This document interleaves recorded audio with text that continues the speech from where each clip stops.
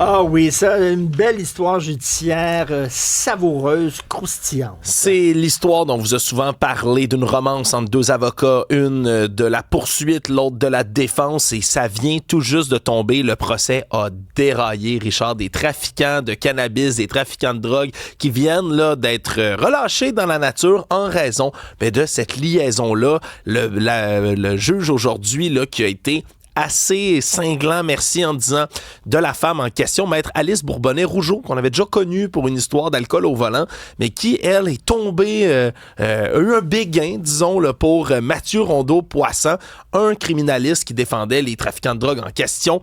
Et comme le dit le juge, elle a débuté une relation, elle l'a cachée, elle a empêché les accusés de faire des choix éclairés, reçu des informations confidentielles des accusés, menti à son supérieur, et tout ça alors qu'elle aurait pu, depuis le début, être transparente puis expliquer qu'elle avait débuté une relation amoureuse. Et là, ce qu'on a compris, c'est qu'elle a obtenu vraiment là, des infos confidentielles. Elle savait, par exemple, qu'un accusé allait refuser un plaidoyer de culpabilité à un certain moment donné parce que sa nouvelle flamme lui savait certaines choses qui pouvaient compromettre le procès. Et donc, puisqu'on considère désormais que le procès ne peut pas être équitable, tous ces trafiquants de drogue sont libre comme l'air en raison de cette bévue-là. Inutile de vous dire que maître Alice Bourbonnais-Rougeau a été congédiée depuis ce temps-là. Rapido, une éducatrice qui risque la prison.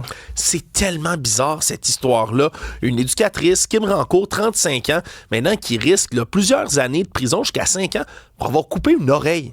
Genre, elle a coupé une oreille. Pour Van Gogh, quoi? Non, qui aurait peut-être un lien avec le crime organisé, quoi qu'on n'a pas été capable de le prouver au procès, mais elle, avec 2 complices en 2024, se rend pour voler de l'argent, de la drogue, puis un téléphone à un homme, la victime, qui, chez lui, avait de la cocaïne. Elle qui dit ne même plus se souvenir en détail de cette soirée-là, tellement elle était là, sous l'influence de la drogue.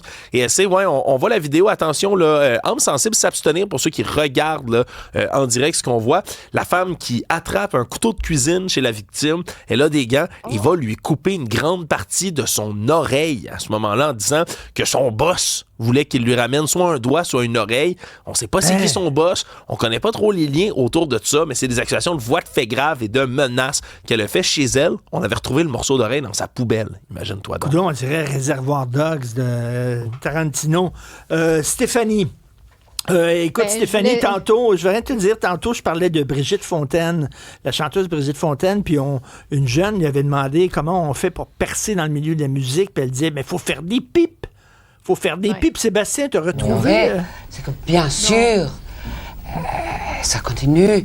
Il faut toujours tailler des pipes au producteur. C'est ce qu'elle a dit.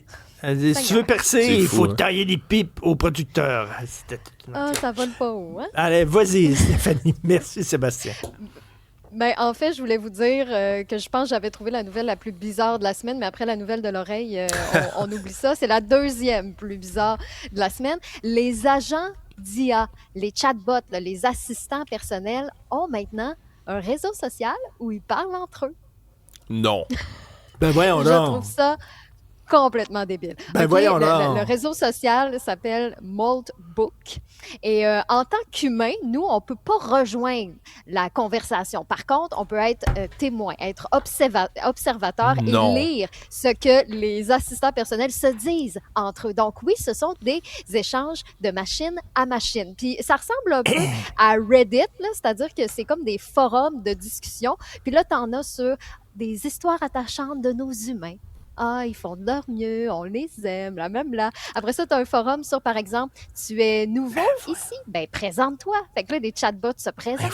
Après ça, tu en as un autre où c'est pour que les assistants personnels partagent leurs compétences et tout ça. Je trouve ça hallucinant, sincèrement. Donc, ils peuvent publier, commenter, ils créent des sous-communautés ensemble. Semble-t-il qu'il y a plus de 30 000 agents qui sont déjà actifs sur le réseau social et que ça augmente comme ça à chaque jour. Mais en tout cas, je ne sais pas où ça va aller, cette histoire-là, mais en fin de semaine, sincèrement, là, si vous voulez essayer quelque chose, OK, nous, on a déjà fait ça, puis on avait passé 20 minutes.